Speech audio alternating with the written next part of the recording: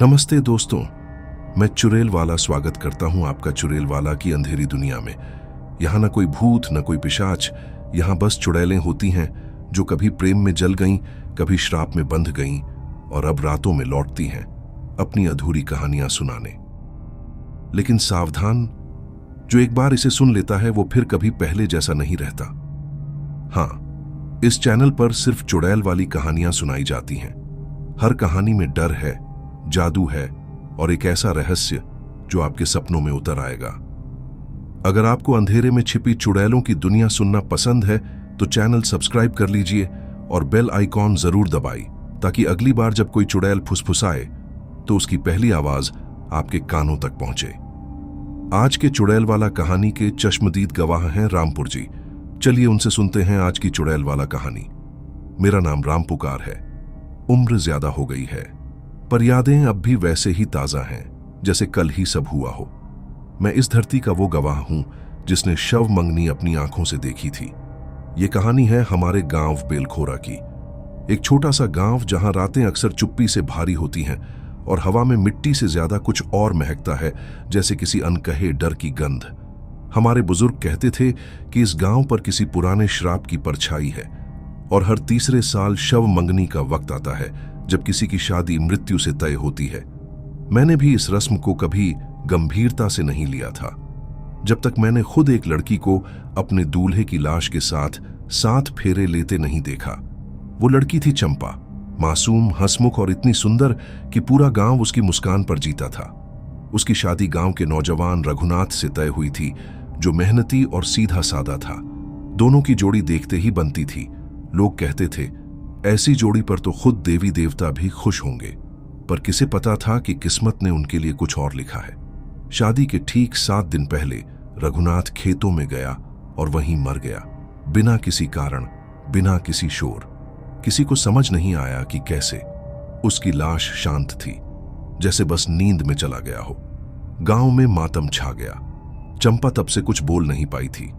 वो बस चुपचाप सूनी आंखों से कब्र की ओर देखती रहती, मानो किसी का इंतजार कर रही हो।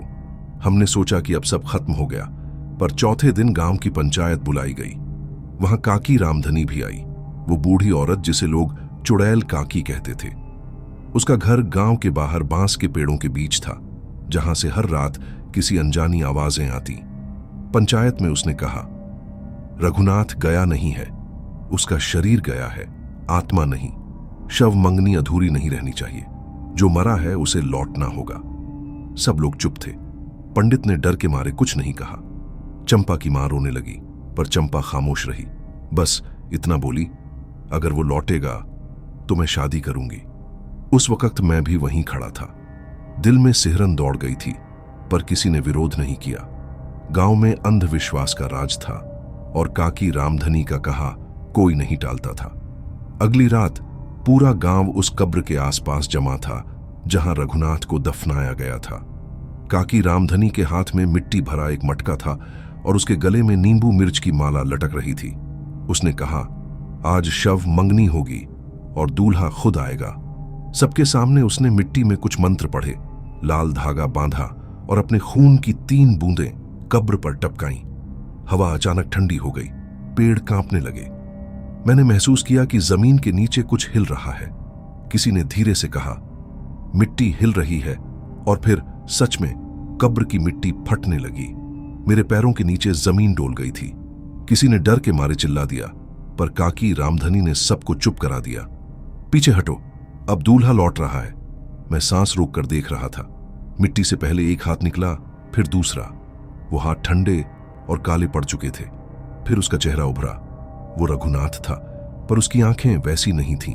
उनमें जिंदगी नहीं, आग थी, ठंडी नीली आग। उसने किसी की ओर नहीं देखा, बस चंपा को देखा जो पत्थर सी खड़ी थी। उसके होंठ कांप रहे थे, पर वो पीछे नहीं हटी। काकी ने कहा, अब फेरे पूरे होंगे, जो अधूरा था उसे पूरा करो। और सबकी आंखों के सामने रघुनाथ और चंपा की शव मंगनी हुई। कोई बाजा नहीं, कोई गीत नहीं, बस मौत की गंध और मंत्रों की आवाज। मैंने देखा कि रघुनाथ का पैर जमीन को छूते ही मिट्टी काली पड़ रही थी। चंपा ने उसके गले में माला डाली और उसने ठंडी उंगलियों से उसका माथा छुआ। वो पल अजीब था। डर और प्रेम का मिलन। मुझे लगा जैसे किसी ने मेरी रूह तक जमा दी हो। उस रात गांव पर घना कोहरा छा गया। लोग अपने अपने घरों में बंद हो गए, पर मैं सो नहीं सका। मैं अकेला था जो मंदिर के पास जाग रहा था। जब मैंने देखा, वो दोनों, चंपा और रघुनाथ, उसी रास्ते से घर की ओर जा रहे थे।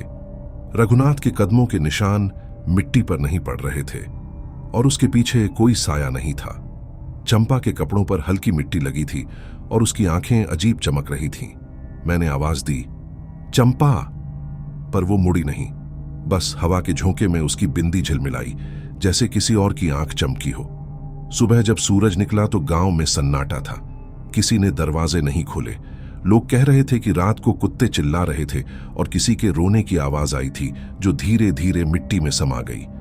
मैं गया तो देखा, रघुनाथ के घर का दरवाजा अंदर से बंद था और खिड़की के भीतर बस एक झिलमिलती दिया की लौ थी। वो लौ नीली थी, लाल नहीं। तब पहली बार मुझे लगा कि इस गांव में कुछ ऐसा है जो इंसानों के बस की बात नहीं। उस शाम मैं काकी रामधनी के घर गया। उसने मुझे देखकर बस इतना कहा, रघुनाथ लौट आया है, पर जो लौटा है वो इंसान नहीं है। अब चंपा उसकी है सदा के लिए। उसकी आवाज में ठंडक थी और उसकी आंखों में किसी परछाई की परछाई। मैंने डर कर पूछा, काकी, क्या तुमने उसे मौत से वापस लाया? वो मुस्कुराई, नहीं रे राम पुकार, मौत से कोई नहीं लौटता, पर अगर कोई लौटे तो वो मौत का अपना हो जाता है। उस रात मैं घर नहीं जा पाया। गांव की हर गली से किसी के कदमों की आवाज आ रही थी। कभी लगता कोई खिड़की पर खड़ा है, कभी लगता कोई सांस ले रहा है मेरे पीछे।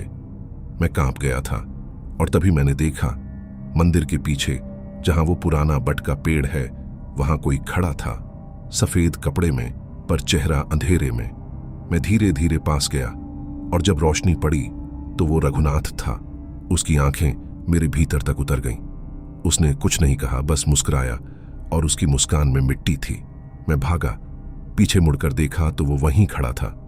तब मुझे यकीन हुआ कि शव मंगनी सच थी और मैं, राम पुकार, उस रात से अब तक नींद में अक्सर वही मिट्टी का चेहरा देखता हूं। कहते हैं कि प्रेम कभी नहीं मरता, पर अगर वो मौत से लौटे तो क्या वो अब भी प्रेम कहलाएगा या शाप? मैं राम पुकार हूं और मैं कसम खा सकता हूं कि जो मैंने उस रात देखा था वो किसी सपने या भ्रम की बात नहीं थी। रघुनाथ सच में लौटा था, लेकिन अब वो पहले वाला इंसान नहीं रहा था। उसकी चाल में कुछ ठहराव था, जैसे हर कदम धरती पर नहीं, हवा में पड़ता हो। उसकी आंखों में वो नमी नहीं थी जो पहले चंपा का नाम लेते वक्त होती थी। अब वहां बस एक ठंडी नीली चमक थी जो हर देखने वाले की रूह में उतर जाती थी। उस दिन के बाद से गांव में कुछ बदल गया था। बेलखोरा पहले भी डरावना था, पर अब रात का सन्नाटा जैसे किसी अनकही चेतावनी में बदल गया था। शव मंगनी के बाद पहले 3 दिन तक रघुनाथ किसी को दिखाई नहीं दिया। लोग कहते थे कि वो घर में है, पर कोई आवाज नहीं आती थी। चंपा की मां हर शाम दरवाजे पर दिया जलाती और आंखों से आंसू पोंछ लेती। एक बार मैं हिम्मत करके उनके घर गया। दरवाजे के भीतर से हल्की सरसराहट आई और मुझे लगा जैसे कोई सांसें खींच रहा हो, लंबी, गहरी, भयानक। मैंने पुकारा, चंपा बहन, मैं राम पुकार, अंदर आऊं? कोई जवाब नहीं, बस किसी चीज के गिरने की आवाज आई और फिर खामोशी। मैं डर कर पीछे हट गया। तभी दरवाजा धीरे से खुला। अंदर अंधेरा था और दिए की लौ नीली थी। मैं बस इतना देख पाया कि कमरे के बीच में चंपा बैठी थी और उसके सामने कोई परछाई खड़ी थी। वो रघुनाथ था। उसके बाल बिखरे हुए, चेहरा पीला और आंखें बिल्कुल स्थिर। वो मुझे देखता रहा बिना कुछ बोले। मैंने उसकी ओर हाथ बढ़ाया, पर जैसे ही मैंने 5 कदम बढ़ाया, कमरे की हवा ठंडी हो गई, दिया बुझ गया और मैं वहां से भाग निकला। उस रात गांव में कई अजीब बातें हुई। चौधरी की गाय अचानक मरी पाई गई और उसका खून किसी ने नहीं पिया, बल्कि जैसे सोख लिया गया हो। फिर दूसरे दिन तालाब के पास बबलू का कुत्ता मिला। उसकी आंखें खुली थीं, पर देह ठंडी। और तीसरे दिन गांव के 2 लड़के जो जंगल में लकड़ी काटने गए थे, लौटे ही नहीं। बेलखोरा का नाम अब डर का पर्याय बन चुका था, लेकिन चंपा अब भी अपने घर में बंद थी। मैंने कई बार सोचा कि जाकर बात करूं, पर हर बार कुछ मुझे रोक लेता। एक शाम जब हवा में धूल उड़ रही थी और पेड़ झूम रहे थे, मैं मंदिर के पास से लौट रहा था। तभी मैंने देखा चंपा नदी किनारे खड़ी है, उसका चेहरा फीका और आंखें खाली। मैं पास गया। चंपा बहन, तुम यहां अकेली? उसने धीरे से मेरी ओर देखा और बोली, वो आया था, उसे भूख लगी थी। मैंने कांपते हुए पूछा, भूख? क्या खाने की? उसने बहुत धीमे स्वर में कहा, खून की। और फिर उसकी आंखों से एक आंसू गिरा, लाल रंग का। मैं जड़ हो गया। उस रात मैं सो नहीं पाया। मैंने जाकर काकी रामधनी को सब बताया। वो हंसी। अब डर कैसा रे रामपुकार, जो मौत को बुला लाए, उसे जीना तो सिखाना पड़ेगा ना। मैंने गुस्से में कहा, काकी तुमने उसे वापस क्यों लाया? उसने जवाब दिया, वो मैंने नहीं लाया, मैंने बस दरवाजा खोला। आने का फैसला रघुनाथ ने खुद किया। उसके शब्दों में कुछ ऐसा था जो मुझे भीतर तक हिला गया। फिर उसने मुझे देखा और कहा, चंपा अब इंसान नहीं रही, उसका नाम मत लेना ज्यादा। अगली सुबह जब सूरज निकला तो पूरे गांव में खबर फैल गई। रघुनाथ को कुएं के पास चलते देखा गया। मैंने सुना और भागा। जब पहुंचा तो सचमुच वो वहां था, हाथ में किसी का कंगन पकड़े हुए, गीले कपड़ों में, जैसे अभी अभी पानी से निकला हो। उसकी नजरें खाली थीं, पर मुस्कुराहट ऐसी थी जो डर से भी ज्यादा भयानक थी। मैंने पूछा, रघुनाथ तू ठीक है? उसने धीरे से कहा, ठीक हूं रामपुकार, बस थोड़ा भूखा हूं। फिर वो धीरे धीरे गांव के रास्ते पर चला गया। लोग उसके पीछे फुसफुसाने लगे। शव चल रहा है। दिन गुजरते गए और गांव में मौतों का सिलसिला शुरू हो गया। कोई बूढ़ा नहीं बल्कि जवान लोग जो कभी रघुनाथ के दोस्त थे। पहले गोपाल, फिर सुमेर, फिर छोटू। सबकी मौतें एक जैसी, देह पर कोई जख्म नहीं, पर चेहरा सफेद और आंखें खुली हुई। पंडित ने कहा कि यह प्रेत बाधा है, पर मैं जानता था कि यह किसी और की करतूत है। मैंने एक रात तय किया कि सच्चाई देखनी ही होगी। उस रात चांद पूरा था और मैं चुपके से चंपा के घर के पीछे गया। खिड़की से अंदर झांका। जो देखा उसने मेरी रूह जमा दी। चंपा पलंग पर लेटी थी और रघुनाथ उसके पास बैठा था। उसके होंठ चंपा की गर्दन पर थे और उसकी उंगलियां उसके बालों में। चंपा की सांसें धीमी हो रही थीं, पर वो दर्द में नहीं थी, जैसे उसे इस सब की आदत हो चुकी हो। मैं समझ गया, रघुनाथ अब जीवित नहीं, जीवित मृत था और चंपा उसकी बंदी। अगले दिन मैंने गांव के पंडित से कहा कि कुछ किया जाए। उन्होंने मना किया। रामपुकार, उस पर अब किसी का बस नहीं, वो जीवित और मृत के बीच फंसा हुआ है। अगर तुमने दखल दी तो तुम्हारी रूह भी चैन से नहीं रहेगी। मैं चुप हो गया, पर मन में तूफान था। रात को घर लौटा तो बाहर कोई खड़ा था, वही नीली रोशनी। आवाज आई, रामपुकार। मैंने देखा, रघुनाथ दरवाजे पर था। वो बोला, जो मैंने देखा तूने भी देखा, अब रहस्य तेरा भी है। मैं डर से कुछ बोल नहीं पाया। उसने हाथ उठाया और मेरे माथे पर ठंडी उंगलियां रख दी। आंखों के आगे अंधेरा छा गया। सुबह जब होश आया तो मैं अपने कमरे में था, पर दीवार पर किसी ने खून से लिखा था, शव मंगनी अधूरी नहीं रहती। उस दिन मुझे समझ आया कि यह सिर्फ शादी नहीं थी, यह कोई बंधन था जो मौत के पार भी चलता था। उसके बाद से गांव वालों ने चंपा और रघुनाथ से दूरी बना ली। कोई उनके घर के पास नहीं जाता था, लेकिन हर रात मंदिर की घंटी अपने आप बजती और हवा में वही नीली लौ चमकती। मैंने कई बार देखा कि चंपा खिड़की में खड़ी होती, पर उसके पीछे कोई और साया भी होता, वही जो मिट्टी से निकला था। फिर एक दिन काकी रामधनी ने मुझे बुलाया। बोली, अब जो आने वाला है वो सबको निगल जाएगा। शव लौटे तो ठीक, पर अगर भूख बढ़ जाए तो गांव खत्म। मैंने पूछा, काकी क्या अब भी कोई उपाय है? वो बोली, उपाय तो है, पर कीमत बड़ी है। मैंने तब नहीं समझा था, पर वो सही कह रही थी। अगले ही हफ्ते गांव में पहला बच्चा गायब हुआ और तब मुझे एहसास हुआ कि रघुनाथ अब सिर्फ चंपा का नहीं, पूरे गांव का दूल्हा बन गया है और उसकी शव मंगनी अब सभी की नियति। मैं रामपुकार हूं, और अगर इस दुनिया में कोई चीज है जो इंसान की आत्मा से ज्यादा गहरी और खतरनाक होती है तो वो है प्रेम जो मौत से लौटे। बेलखोरा गांव में अब सूरज उगता जरूर था, पर उसकी रोशनी कहीं पहुंचती नहीं थी। हर सुबह हवा में सड़ी मिट्टी की गंध होती और रातें ऐसी लगती जैसे कोई परछाई आसमान से उतरकर जमीन पर चलती हो। चंपा अब उस लड़की जैसी नहीं रही थी जिसे हम सब जानते थे। वो अब कम बोलती, बस नदी किनारे बैठी रहती, जैसे किसी का इंतजार कर रही हो। उसकी आंखों में नीली झिलमिलाहट थी, ठीक वैसी ही जैसी रघुनाथ की आंखों में होती थी। और रघुनाथ, वो तो अब पूरा इंसान भी नहीं रहा था। वो गांव में कभी कभी दिखता, मगर बिना आवाज के। उसके कदम मिट्टी पर नहीं पड़ते थे।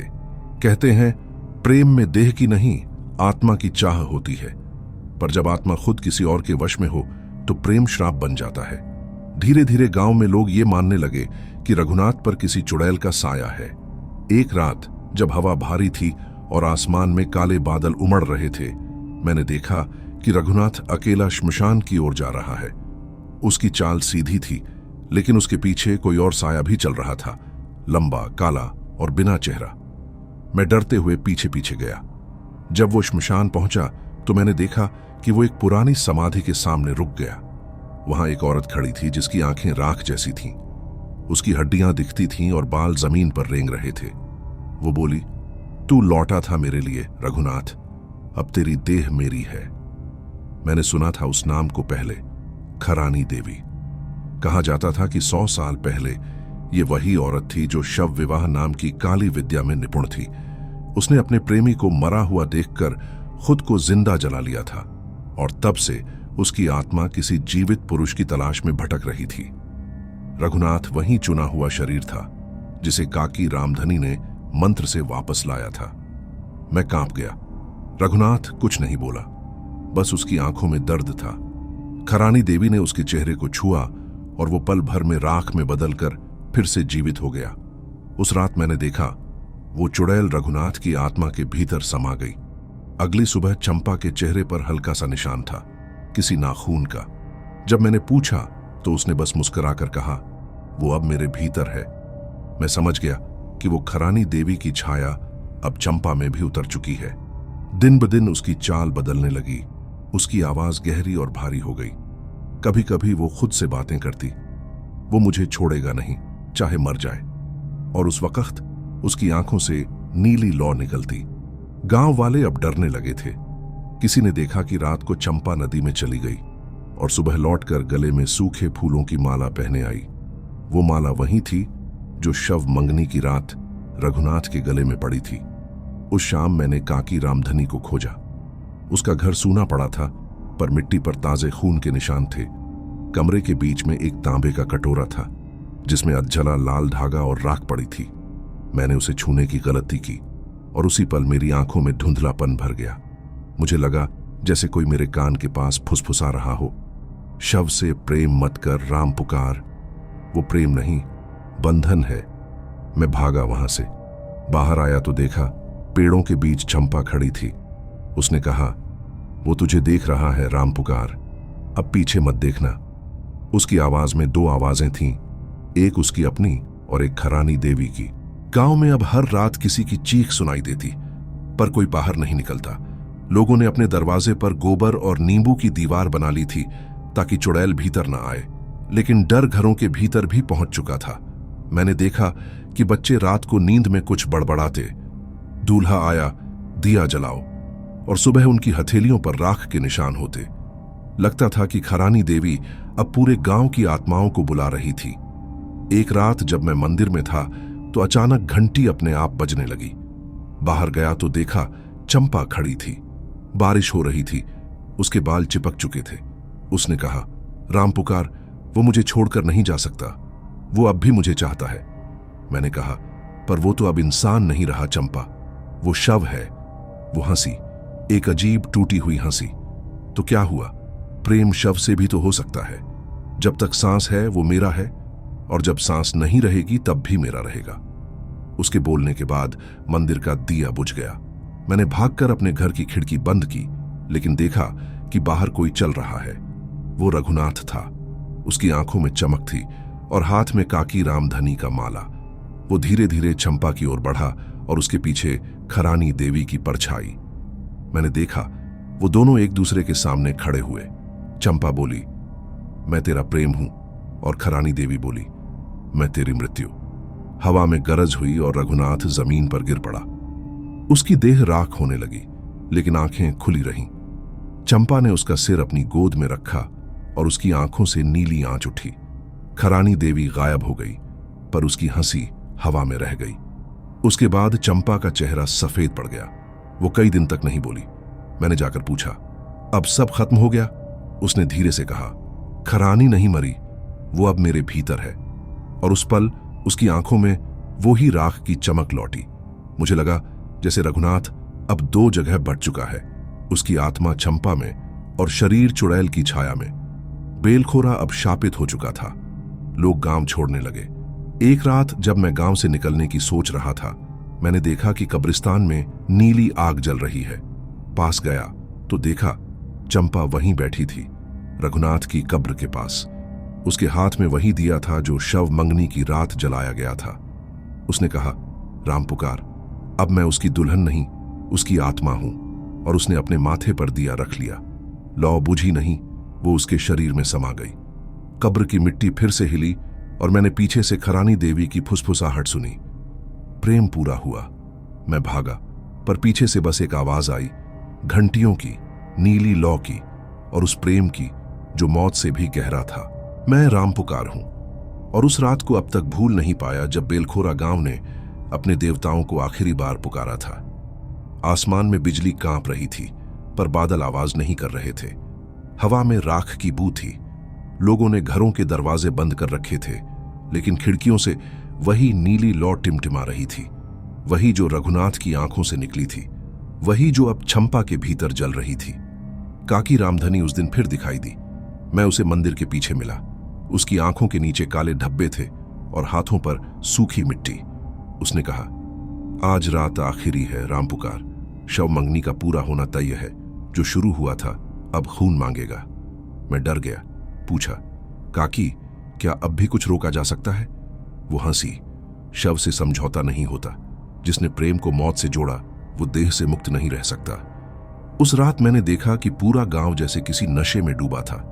हवा भारी थी, बकरियां अजीब आवाजें कर रही थीं और बच्चों के सपनों में कोई गाना गुनगुना रहा था, दूल्हा आया, दिया जलाओ। मैं जानता था कि कुछ भयानक होने वाला है। मैंने तय किया कि आज मैं सब देखूंगा, चाहे जो हो। मैं चुपचाप रघुनाथ और चंपा के घर के पीछे छिप गया। दरवाजे के भीतर से लाल रोशनी छन रही थी। अंदर काकी रामधनी, चंपा और दो और औरतें थीं। जमीन पर एक गोला बना था। गोले के बीच में रघुनाथ की सड़ी हुई देह पड़ी थी। उसके आसपास चावल, राख और इंसानी बाल बिखरे थे। काकी ने मुंह से कोई मंत्र बुदबुदाना शुरू किया, एयूएम शवाय नमः रक्तम स्वाहा। जैसे ही उसकी आवाज उठी, हवा घूमने लगी। दियों की लौ नीली हो गई। चंपा ने अपने हाथ में कटार ली और अपनी हथेली चीर दी। खून गिरा और उसी पल रघुनाथ की देह हिल उठी। उसकी सांसें चलने लगीं। उसकी आंखें खुलीं। अब उनमें न नीला रंग था न काला, बल्कि कुछ ऐसा जो इंसान की नहीं हो सकता। चंपा ने कहा, अब हम हमेशा के लिए एक होंगे रघुनाथ। उसने अपने खून से उसकी छाती पर एक चिन्ह बनाया, शव मंत्र का प्रतीक। मैं सिहर गया। काकी रामधनी बोली, अब अंतिम वचन बोलो। चंपा, देह तेरा, आत्मा उसकी, रक्त दोनों का। चंपा ने कहा, मैं मानती हूं। और तभी पूरा कमरा हिल गया। दीवारों पर परछाइयां नाचने लगीं। अचानक वो पुरानी चुड़ैल खरानी देवी फिर से प्रकट हुई। वही राख जैसी आंखें, वही रेंगते बाल। उसने चीख कर कहा, ये प्रेम नहीं, ये सौदा है। और उसकी चीख के साथ दिया बुझ गया। जब अंधेरा फैला तो मैंने देखा कि रघुनाथ का शरीर दो हिस्सों में बंट गया, एक इंसानी और एक काला धुंधला साया। वो साया चंपा की ओर बढ़ा और उसने अपनी बाहें फैला दी। उस पल हवा में चीख गूंज उठी। काकी रामधनी ने एक थाली उठाई और उसमें आग लगा दी। वो बोली, अब रक्त यज्ञ पूरा होगा। उसकी आंखों में पागलपन था। चंपा की हथेली से बहता खून उस थाली में गिरा। आग लाल हो गई और धुएं में रघुनाथ का चेहरा उभरा। उसने कहा, मुझे मुक्ति नहीं चाहिए, मुझे प्रेम चाहिए। चंपा ने रोते हुए कहा, तो मेरी देह ले ले, मेरी सांसें ले ले। उसने अपनी गर्दन पर कटार रख दी। मैं दौड़ा अंदर, पर मेरे कदम जैसे जमीन में धंस गए। काकी ने मंत्र पढ़ा और सब कुछ घूमने लगा। मुझे लगा मैं हवा में तैर रहा हूं। चारों तरफ राख थी और उन राख के बीच चंपा और रघुनाथ एक दूसरे को गले लगाए खड़े थे। खरानी देवी की परछाई उनके ऊपर मंडरा रही थी। उसकी आवाज आई, जो मौत से प्रेम करता है वो जीवन खो देता है। फिर वो हंसी, ऐसी हंसी जो कानों में जलन पैदा कर दे। काकी चिल्लाई, अब पूरा हुआ शव मंत्र। और उसी पल जमीन फटी। एक लपट उठी और तीनों को निगल गई, चंपा, रघुनाथ और खरानी देवी को। जब सब शांत हुआ तो बस राख रह गई। मैं भागकर बाहर आया। आसमान लाल हो गया था। पूरे गांव के पेड़ झुक गए थे, जैसे किसी अदृश्य हाथ ने उन्हें झकझोरा हो। मुझे लगा सब खत्म हो गया, लेकिन अगली सुबह जब सूरज निकला तो नदी किनारे नीली राख में चंपा का चेहरा उभर आया। उसकी आंखें खुली थीं, पर सांस नहीं थी। रघुनाथ का शरीर गायब था। लोग कहने लगे कि वो यज्ञ की आग में समा गया। काकी रामधनी भी नहीं मिली। 3 दिन बाद जब लोग उस जगह को छोड़ने लगे, मैंने देखा कि मंदिर के पास दिया अपने आप जल रहा है। पास गया तो देखा कि दिए की लौ में 2 परछाइयां थीं, एक पुरुष की, एक स्त्री की। हवा में वही फुसफुसाहट थी। शव मंगनी पूरी हुई। और उसी पल मंदिर की घंटी अपने आप बज उठी। मुझे लगा जैसे वो दोनों अब देह छोड़कर आत्मा के रूप में मिल चुके हैं। लेकिन उसी रात जब मैं अपने घर पहुंचा तो दरवाजे पर खून से लिखा था, शव मंगनी का बंधन अमर है। मैंने सब कुछ छोड़ने का फैसला किया, लेकिन जाने से पहले मैं एक आखिरी बार उस जगह गया जहां यज्ञ हुआ था। मिट्टी ठंडी थी, पर अंदर से गर्माहट महसूस हो रही थी, जैसे कोई अब भी सांस ले रहा हो। मैंने जमीन पर हाथ रखा तो महसूस किया कि नीचे कुछ धड़क रहा है, जैसे दिल। तभी किसी ने मेरे कान के पास फुसफुसाया, राम पुकार, तूने सब देखा, अब तू भी हिस्सा है इस मंगनी का। मैं कांप गया। भागते हुए पीछे देखा तो नीली लौ फिर जल उठी। गांव वालों ने कहा कि बेलखोरा अब रहने लायक नहीं रहा। जिसने भी वहां रात गुजारी वो सुबह तक गायब हो गया। लेकिन मैं आज भी जिंदा हूं, क्योंकि शायद उस रात मैं साक्षी बना, बलि नहीं। पर कभी कभी जब नींद में आंख लगती है तो कोई आवाज आती है, राम पुकार, अगली शव मंगनी तुझसे होगी। और मैं पसीने में भीगकर उठ जाता हूं। उसके बाद से मैंने किसी से प्रेम नहीं किया, किसी से रिश्ता नहीं जोड़ा, क्योंकि मैंने देखा है कि प्रेम अगर मौत से छेड़छाड़ करे तो वो पूजा नहीं, श्राप बन जाता है। और बेलखोरा की मिट्टी अब भी उस श्राप से सुलग रही है। मैं राम पुकार हूं, और अब जो कुछ सुनाने जा रहा हूं वो आखिरी सच है। इस कहानी का अंत नहीं, बल्कि उस श्राप का उत्तर है जो बेलखोरा की मिट्टी में अब तक सुलग रहा है। चंपा और रघुनाथ की मृत्यु के बाद गांव लगभग वीरान हो गया था। कुछ लोग भाग गए, कुछ पागल हो गए, और बाकी मंदिरों में दिन रात पूजा करते रहे, मगर कोई असर नहीं हुआ। मैं भी छोड़ना चाहता था, लेकिन कुछ था जो मुझे रोक रहा था। हर रात कोई मेरे सपनों में आता, चंपा की आवाज, धीमी पर साफ, राम पुकार, कब्र का द्वार अब खुलने वाला है, तुझे अंत देखना होगा। मैं हाफ कर उठ जाता और कमरे में वही नीली रोशनी तैर रही होती, जैसे कोई अदृश्य आत्मा पास ही हो। तीसरे दिन जब चांद पूरा निकला, गांव के चारों ओर अजीब चीजें होने लगीं। कुएं का पानी काला पड़ गया, पेड़ अपनी छाल छोड़ने लगे और मंदिर की घंटियां अपने आप बजने लगीं। तभी पुराने बटुक बाबा, जो गांव के सबसे बूढ़े व्यक्ति थे, मेरे पास आए। उनकी आंखों में डर था। बोले, राम पुकार, बेलखोरा के नीचे एक द्वार है जहां से खरानी देवी को बांधा गया था। चंपा ने शव मंत्र से उस द्वार को छेड़ दिया। अगर वो फिर खुला तो ना कोई इंसान बचेगा, ना आत्मा। आज रात तू मेरे साथ चल। मैंने हामी भरी, क्योंकि अब डर से ज्यादा मुझे जवाब चाहिए थे। रात आधी हो चुकी थी जब हम दोनों नदी किनारे पहुंचे। वहीं से उस पहाड़ी का रास्ता शुरू होता था जहां यज्ञ हुआ था। पूरा इलाका अब राख में बदल चुका था, पर राख से उठती गर्म भाप बता रही थी कि कुछ अब भी जिंदा है। बटुक बाबा ने मंत्र पढ़ा, AUM प्रेताय नमः, द्वार बंद करो। लेकिन हवा ने उन्हें रोक दिया। वो झटके से पीछे गिर पड़े। राख के नीचे से वही आवाज आई जो मैंने पहले भी सुनी थी, राम पुकार। मैंने कांपते हुए नीचे देखा। राख के नीचे एक चेहरा था, रघुनाथ का, मगर उसकी आंखें अब इंसानी नहीं थीं। वो बोले, चंपा अधूरी है, द्वार खोलो। मैंने डरते हुए पूछा, कौन सा द्वार? तभी जमीन फटने लगी।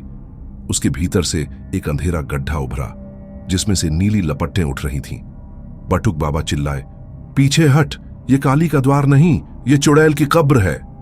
मगर अब देर हो चुकी थी।